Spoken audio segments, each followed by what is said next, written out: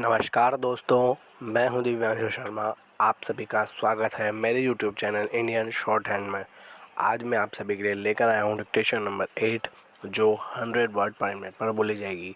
Total words 1000 रहेंगे। Dictation start होगी 5 seconds में।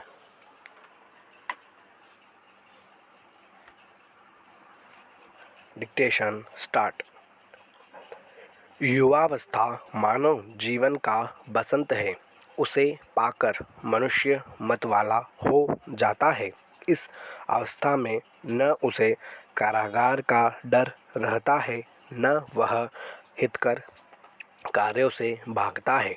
वह हानिकारक कामों से बचता और गुणकारी कामों में लगता है। वह अपने की धर्मशील तथा बलशाली बनना चाहता है और संतापहारी कार्यों से दूर रहकर मनोहर कार्य को करना चाहता है। पैरा, यह तेल वाले, आम वाले, कोचवान, इक्केवान, चरवाहे आदि अधिकतर बुद्धिहीन होते हैं। इन लोगों का व्यवहार संतोषजनक नहीं होता। तेल वालों के तेल में अक्सर इतनी मिलावट रहती है कि चिकनाहट तक नहीं रह जाती। दूध वाले तो कभी कभी दुगना या तिगुना तक पानी मिलाते हैं, यहाँ तक कि दूध का मीठापन तक निकल जाता है। महाशय जी, आप किसी की मुसीबत को क्या जानें? हमको तो सिर्फ परमात्मा का ही भरोसा है। यदि वह सहायता न करता तो अब तक मैं तुम्हारा शिकार बन गया होता। वह चूहे को चूहेदानी समेत उठा ले गया, इसमें अचंभे की क्या बात है? ऐसा तो वह पहले भी कई बार कर चुका है। जाओ और चूहेदानी समेत उसको बुला लो। आशा की जाती है कि राष्ट्रपति को अधिकाधिक चाहने वाले आज प्रातःकाल अपने बाल बच्चे, भाई बहन और बाप दादों को साथ ही साथ लिए बड़े धूमधाम से राष्ट्रपति भवन में आए होंगे। ऐसे समय में प्रायः यह देखा जाता है कि जनता भी अधिक से अधिक तादाद में जमा हो जाती है।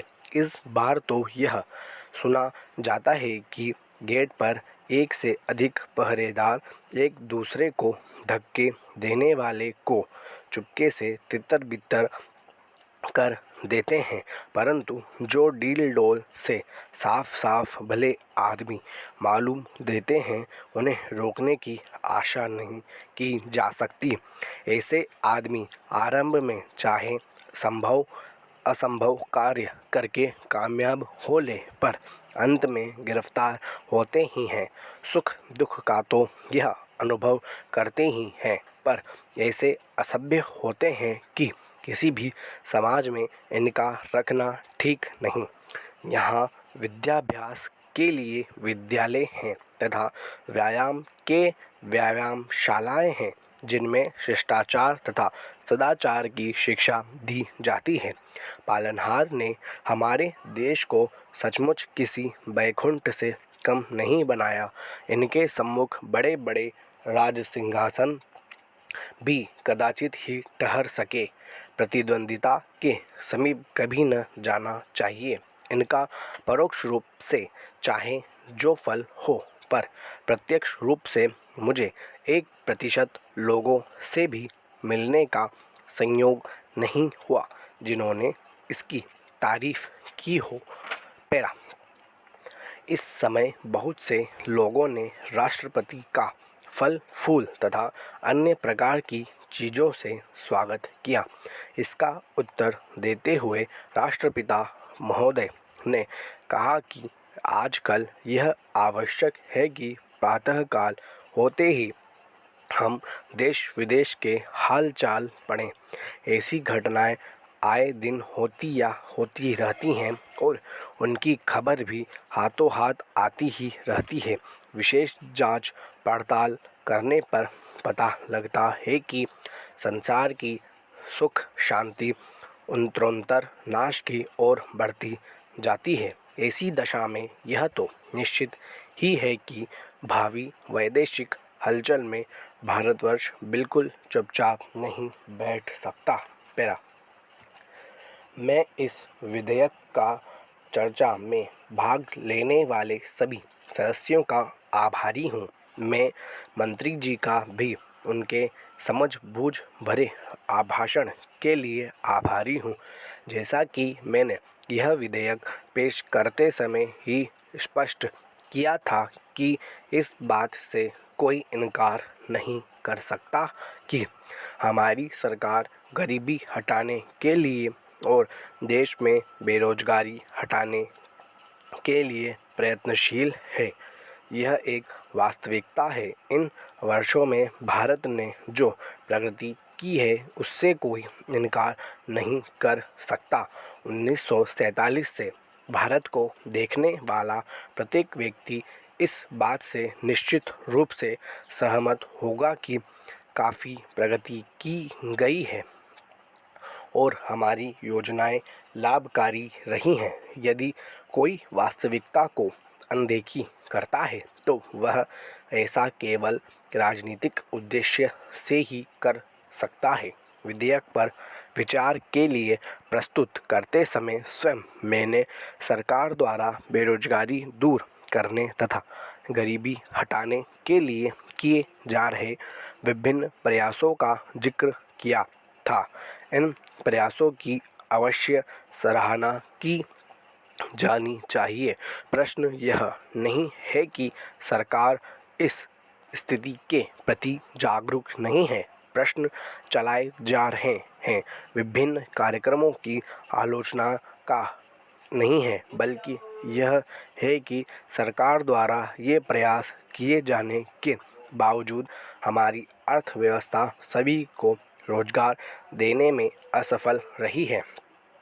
इस असफलता को दूर करने के प्रयोजन से सभी नागरिकों के लिए काम सुनिश्चित करने की हेतु यह विधेयक लाया गया है। पैरा यह विधेयक प्रत्येक नागरिकों को काम से इनकार करने का अधिकार देने के लिए नहीं, बल्कि सभी को काम देने के लिए है। और यदि हमारी अर्थव्यवस्था सभी को काम का अधिकार देने में असफल रहती है तो हमारे संगठित और सभ्य समाज को प्रत्येक व्यक्ति के प्रति यह जिम्मेदारी माननी चाहिए। अतः इस विधेयक में वह सब कुछ होना चाहिए जिससे हम अपने समाजवादी लक्ष्य को प्राप्त कर सकें। पैरा अब मैं आपको बतलाऊंगा कि खेती के सुधार के बारे में हमारे कुछ लोगों का क्या विचार है। हमने विभिन्न दृष्टिकोणों से अलग अलग विचार किया है, खास तौर पर सब ऊंची सीमा बांधने तथा सहकार के प्रश्न पर, किंतु हम अनुभव करने लग गए हैं कि दोनों का आपस में गहरा संबंध है। अगर हमारे देश में बड़े बड़े फार्म होते तो यह कल्पना की जा सकती है, भले ही आप इससे सहमत न हो, कि उनका कार्य संचालन दक्षता से होता है और उत्पादन भी बहुत बढ़ सकता और साथ ही आधुनिक तौर तरीकों का विस्तार हो सकता।